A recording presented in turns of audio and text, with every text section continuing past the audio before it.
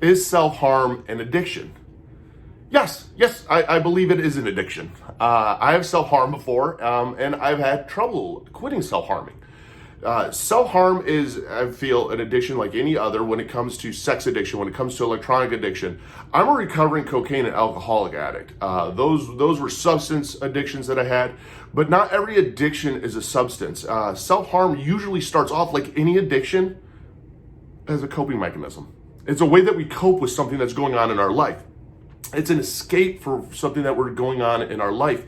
And all self-harm isn't necessarily cutting. A lot of times the misconception is that self-harm is cutting ourselves. That's not always even the case. There's different forms of self-harm, whether it be burning yourself with something that's hot, which was one of the forms that I did, cutting yourself, whether it's physically hitting yourself. I've done that also. That was actually my biggest addiction. Part of self-harm was to hit myself.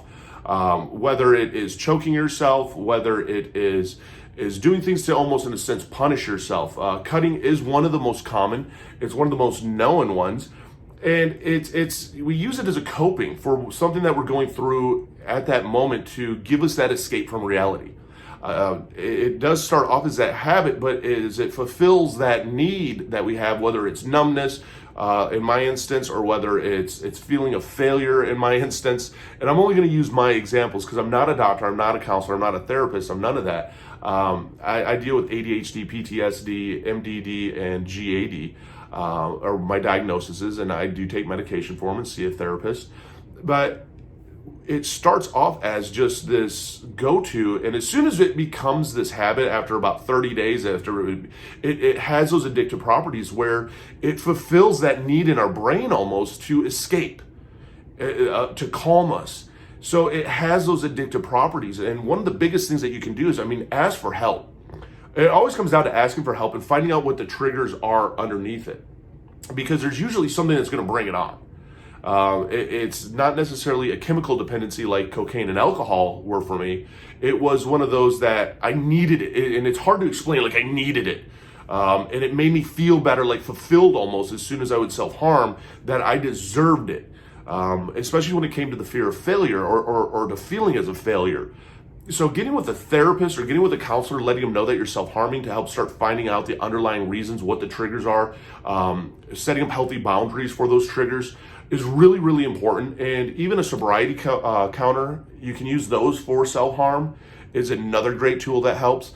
Because when we self-harm, we don't think about later on in life what happens, and even the challenges that we run into later on in life, because people will self-harm in different areas, and we almost pick this area of our body that is now dedicated to self-harm. For mine, it was my upper arms. I know people have had their ankles, their thighs, their inner thighs, their upper arms, their lower arms, their back. There's all sorts of different areas that almost somebody dedicates as a self-harm area. And that's an area in your body that you got to show the most love to. Anytime that I see anyone with scars on them, and you can tell they're self-harm scars because they're in a pattern. I'll look at them and I'll let them know, dude, you're a badass motherfucker. And they're like, what? I'm like, dude, your scars are your fucking battle scars. Dude, you've been through some shit and you're still here. That's awesome. Because later on in life, people do look at you a little weird when they see those scars, and it does fuck with our head some. We don't think about that later on in life of what happens when people see these scars. And trying to cover up scars are very, very difficult. Over time, the scars do fade. I have burn scars. I can still see the burn scars here. And this one here is, I even remember this one. I was about 28 years old when I did this. I was drunk in Arizona.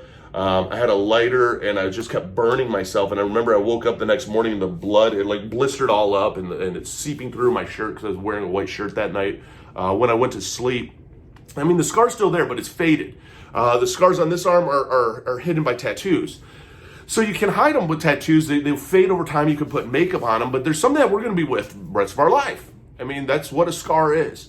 It's finding though, and not being afraid and not feeling judged, because there's no real way to judge or to bring up how many people actually self-harm. I can tell you this, the number is huge.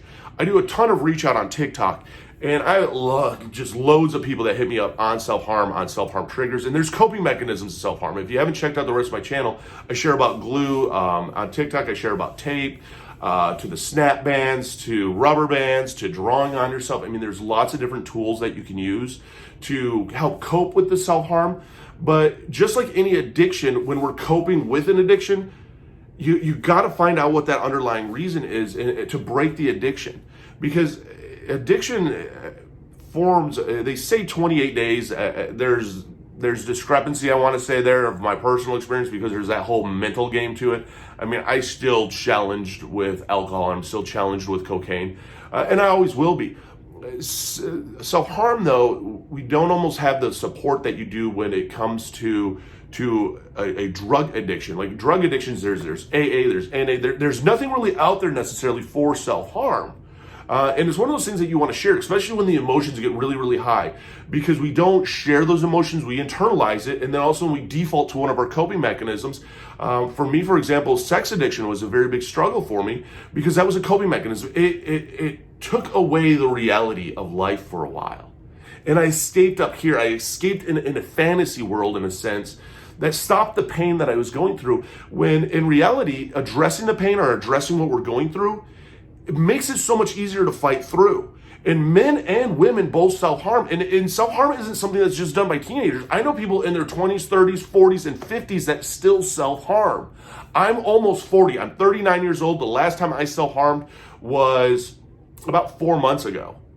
So I self-harm, and I'm almost fucking 40 years old. So don't have that judgment on yourself that, oh, I self-harm and it's a kid thing and they're going to grow out of it. No, parents, dude, if you see scars on your kids, the last thing that you can ever do is to degrade somebody on their scars, but to talk to them about them, to find out the story behind them, to find out the triggers behind them, to how can we help you, to shifting that to a healthy coping mechanism, which in a lot of times it involves communication. A lot of times it involves communications, letting out those emotions, because like for me, it was so much raw emotion inside that I had to let it out somehow. I had to see it somehow. And that's why even one of the coping mechanisms I've shared with people is like you mix like with the glue red food dye, because sometimes people need to visually see that. The addiction is very different for everybody. And it's not anything that you don't see any experts really out there when it comes to self-harm, because it's one of those things that has this huge stigma about it. We don't talk about self-harm. No. Bullshit. You know, the more that we talk about it, the more that we share about it, the more that we do let everybody know that they're not going through it alone. And self-harm is one of those that is very, very self-defeating. And when we start to use that as that coping mechanism, all it's going to do is grow into this whole other beast that we know in the back of our head will satisfy that urge, that is our default, if shit gets real quick. And that's hard. One of the worst things that you can even do to help somebody quit self-harming is to self-harm with them, trying to show them, hey, don't self-harm yourself because I'm going to self-harm myself too. All it does is belittle that person more. And I'm even going to share my experience on that because I was guilty of that, because I didn't know how to handle self-harm, because I never registered it in my brain that I self-harmed with a lighter and hitting myself. Because those were my like self-harm techniques and they were mine. I wasn't sharing those. And I didn't want anyone to know because I was fucking embarrassed. But the more that I learned that I do share about it, the more that I talk about it, the more that I'm able to own it, and it's not able to own me. That's one of the big things with addiction even, or anything else that I found I'm going through in life, is to fully expose myself, to share it all, because then it doesn't own me. It's out there. It doesn't own me. And then in my own right, it helps keep me accountable. Remember that you can do this. I mean, I started a nonprofit even based around therapy and a crisis hotline that in between is sharing tools, experiences, and resources to fight through every single day, because it is a fucking battle out there. I mean, hit that like and subscribe button. Check out my channel, because I try to share as many tools and coping techniques as I can for anybody out there struggling, because you don't want to struggle alone, because you're not alone. Yet our brain makes us think that we're alone. And that's the reality of it. You're amazing. You're a BAMF. You're a badass motherfucker. You've made it through 100% of your worst days to make it through 2 today. And you can't ever forget that you are amazing. I mean, down below, I have links to things on Amazon that I use for coping, like fidget spinners and fidget cubes. I have links to all my different social medias. Feel free to even reach out to me. I'll sit with you in the fucking dark until the light comes.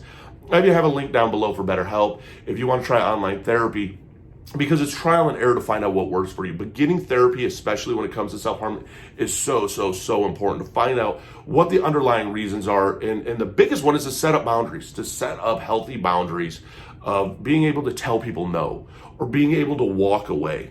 I mean, that's what it really comes down to, is setting up those boundaries and realizing if somebody's not respecting those, to cut them out of our life, because we're more important than somebody who is going to overstep those boundaries and push us to the point that we want to harm ourselves.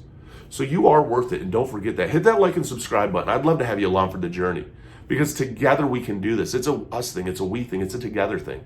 Every single day fighting through.